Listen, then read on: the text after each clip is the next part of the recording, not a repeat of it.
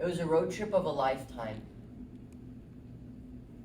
I was living in Chicago and about to start a closing chapter of a pretty long hiatus from a career, um, and about to re-embark back into my career. And the road trip started in Chicago, city that I love to this day, even though I don't get to call it home. And took me through Banff, Canada, a place of mystical beauty that I cannot recommend enough, with alpine lakes. And it was in Banff,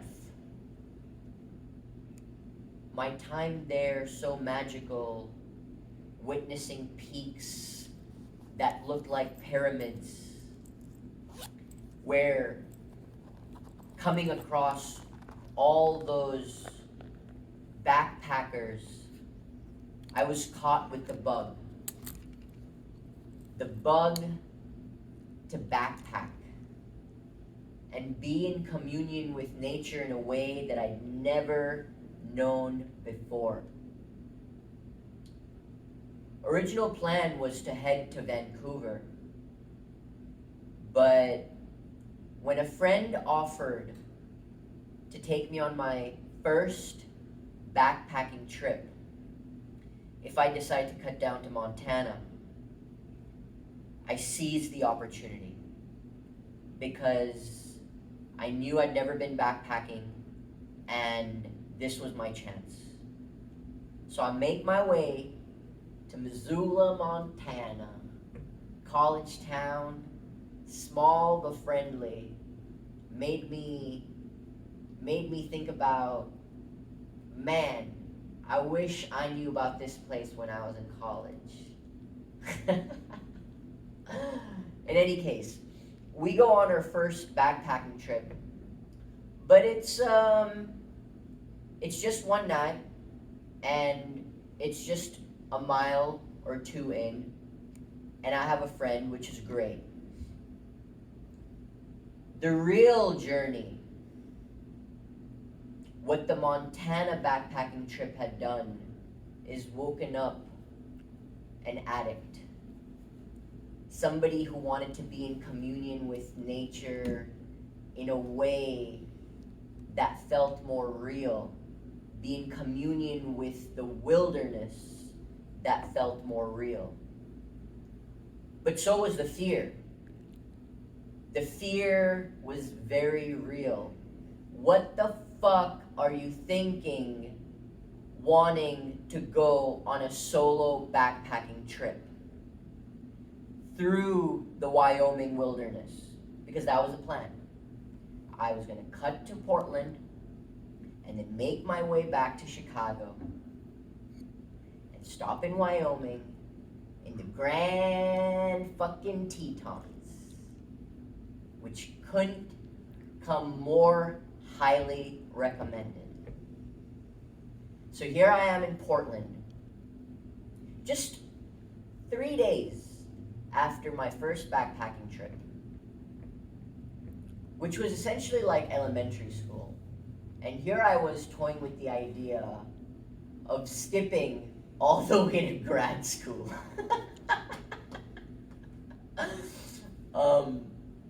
And I'm toying with the idea, and I make the fucking decision. And I don't have a lot of money. And luckily I find this secondhand shop that sells used outdoor gear. And I buy my first backpack and some poles. And that's all I have.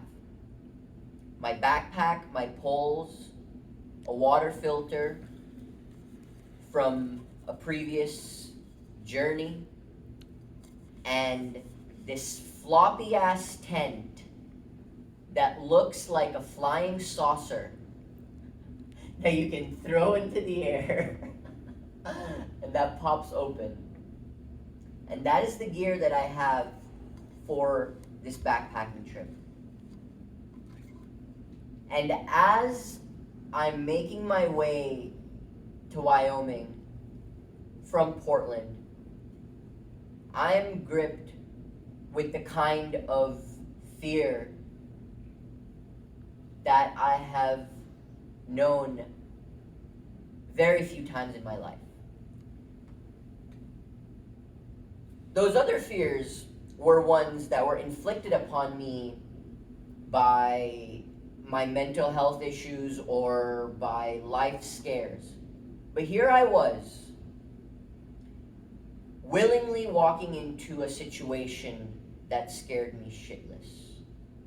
I don't know to this day what fueled me, what forced me to not listen to that voice.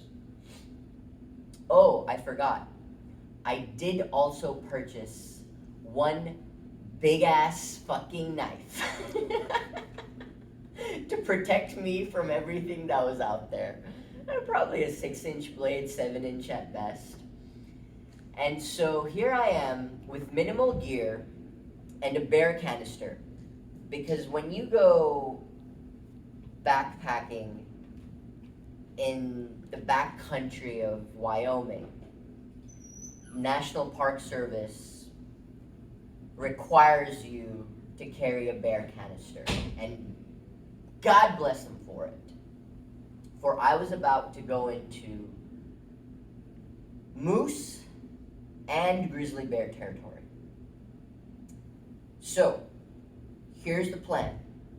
3 days, 2 nights, going to Lake Solitude, crossing across the ridge, into Paintbrush Canyon, back to Jenny Lake. Oh, and did I tell you?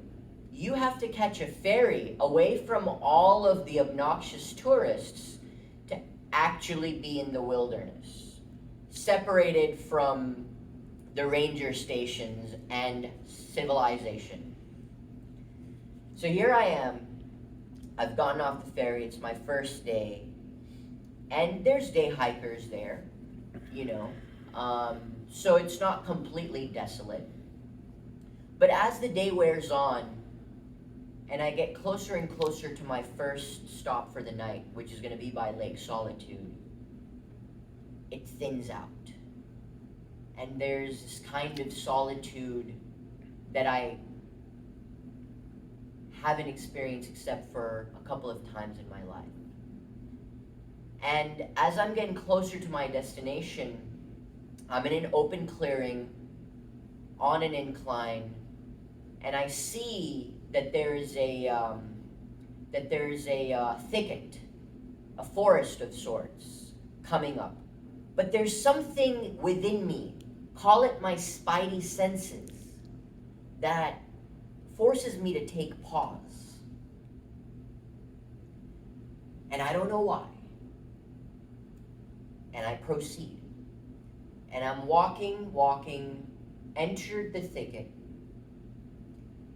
and suddenly I stopped and looked to my left, and up this slope, maybe 15 feet away, staring right down at me, is a bull moose whose antlers are essentially the shape of a Mini Cooper, the size of a Mini Cooper, with a shoulder height that's about 7 to 10 feet tall, staring right at me, and I'm frozen in step, frozen in awe of the majesty of this beast. Felt like an eternity, but I know I came to my senses, and the training, the voices of the park rangers of like, if you encounter wildlife, don't stop to linger, don't keep eye contact, continue on your journey. And I just continue on as though I hadn't seen something that could end me in a flash. I will never forget that moment. And we haven't even reached the exciting part of the story yet. I camped there for the night, Lake Solitude is beautiful. And the next morning I get a bit of a late start. A late start, which would be my peril. Because the weather has shifted drastically. The clouds are coming in. And there's this dread that is growing within me. This dread that is questioning everything. Oh, why the fuck are we here? And what are we doing? But I was committed. One thing about me, some might say to a fault, I am committed. If I have set an intention to do something, I will do my darnest to fulfill it. And so here I am, I'm setting off yet again onto higher elevation, the highest elevation, the largest elevation gain of the entire trip. And it starts snowing and then sleeting. And as I continue, it gets colder because there's no sun.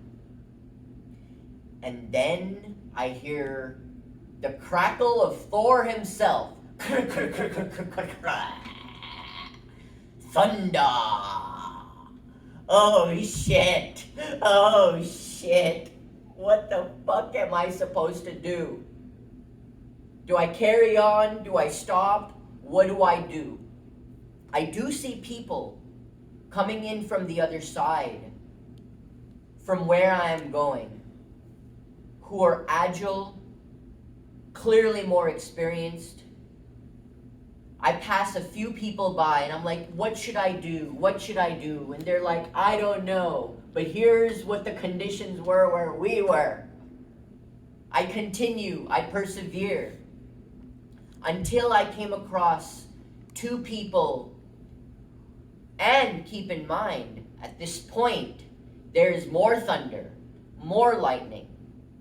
And these people say, you know, the rocks on the other side, they're slippery, they're icy, there's no tree cover, but you might make it. And here I am thinking to myself, is this a test? Is this a test of my fucking courage? How does one decide these things and not cower to fear is one of my biggest dilemmas in life.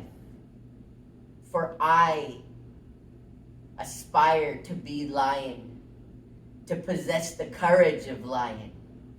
And so I persevere in sheer fear. And it's thundering and it's lightning.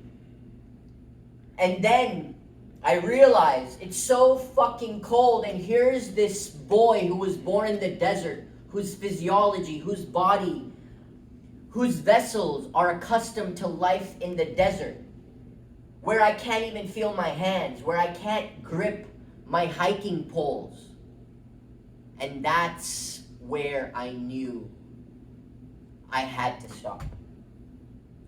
That was the voice that screamed loud enough that I had to stop, to live and fight another day. Thank you.